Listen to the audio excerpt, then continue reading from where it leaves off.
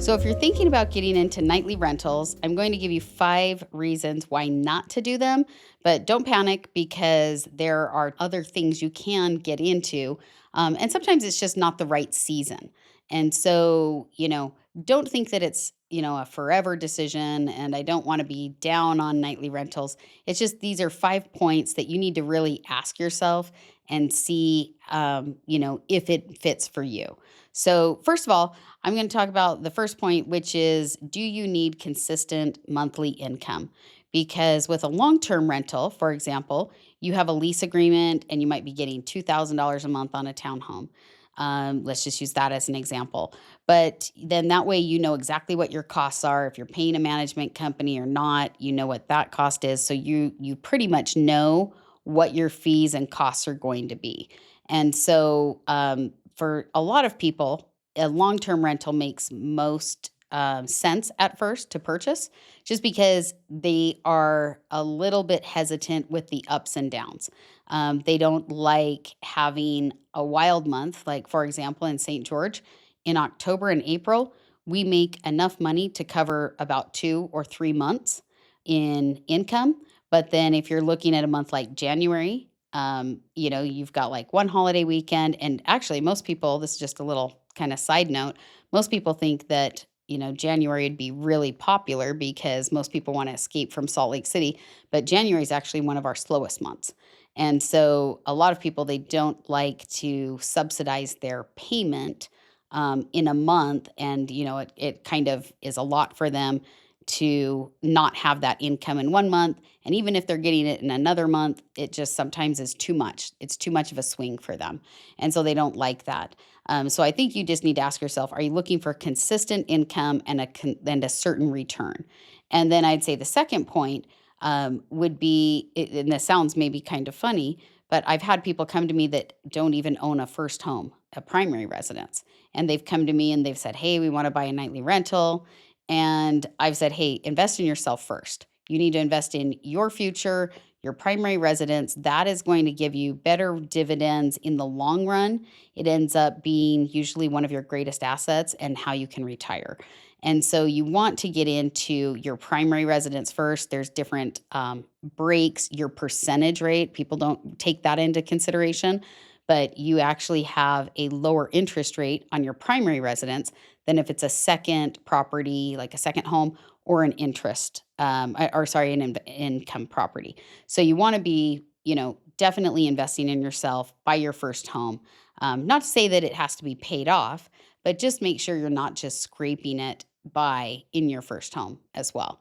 And then I would say number three is just knowing there are setup fees. And what I mean is that you've got to have a buffer and you need to also have some reserves for if, you're setting up the home in the first place. So some people, they sell their nightly rentals and it's already furnished and it's completely turnkey, and that's great because then you don't have a lot of out of pocket costs.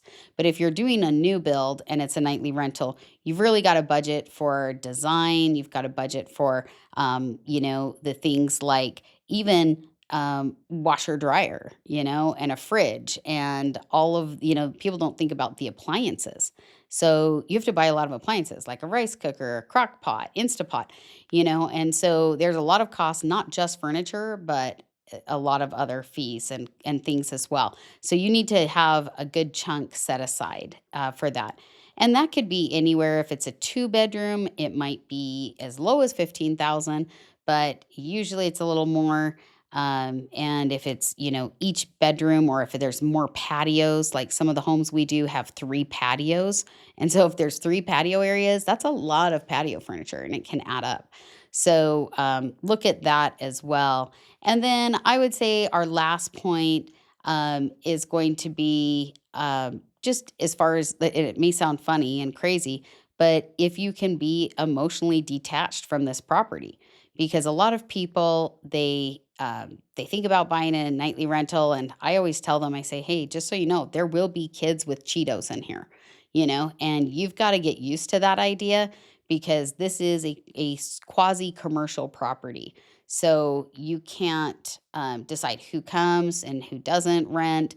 And so you've got to be okay with knowing that, you are going to get some scuffs on the wall. You are going to get a little bit of touch up and some things possibly damaged a little bit. I don't have any kind of super drastic stories, although some people do.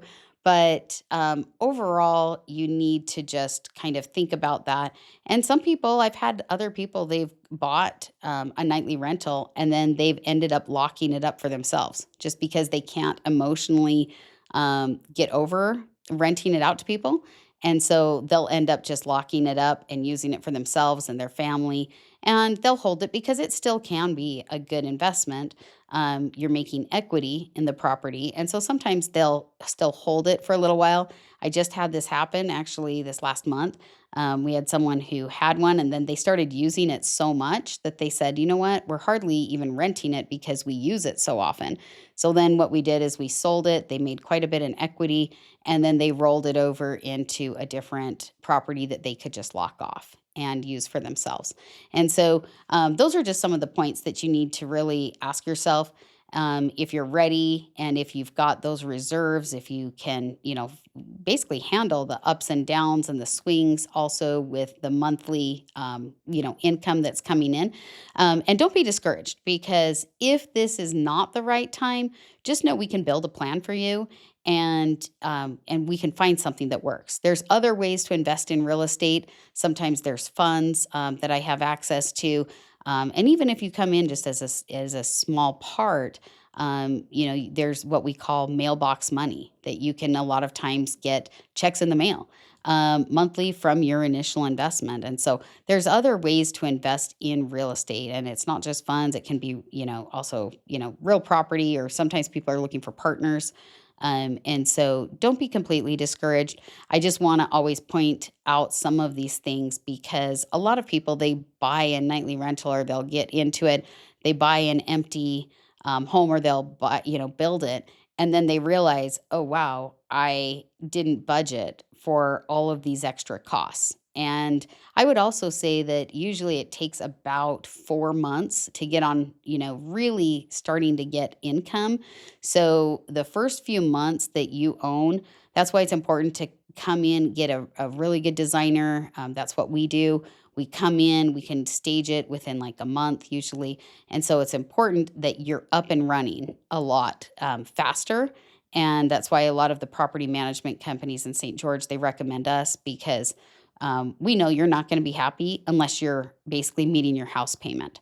And so, you've got to be able to realize that there are definite costs. And again, it's still a house. There's always little maintenance projects. Every time I go to my homes, there's always little things I'm fixing.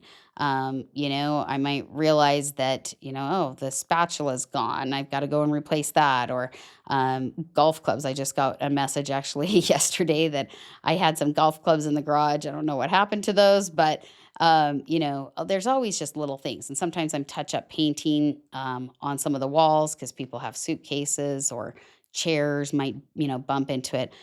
So just remember, there is still some maintenance time and money that's also involved in it as well. But don't be discouraged if, I don't want to sound like a downer on nightly rentals because clearly I invest in them and I love them and I have a lot of clients that do.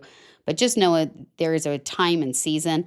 And if it's not right now, let's build you a plan and let's figure out what does work for you. Because getting into real estate has been probably one of the greatest decisions of my life, and definitely something that's changed my life.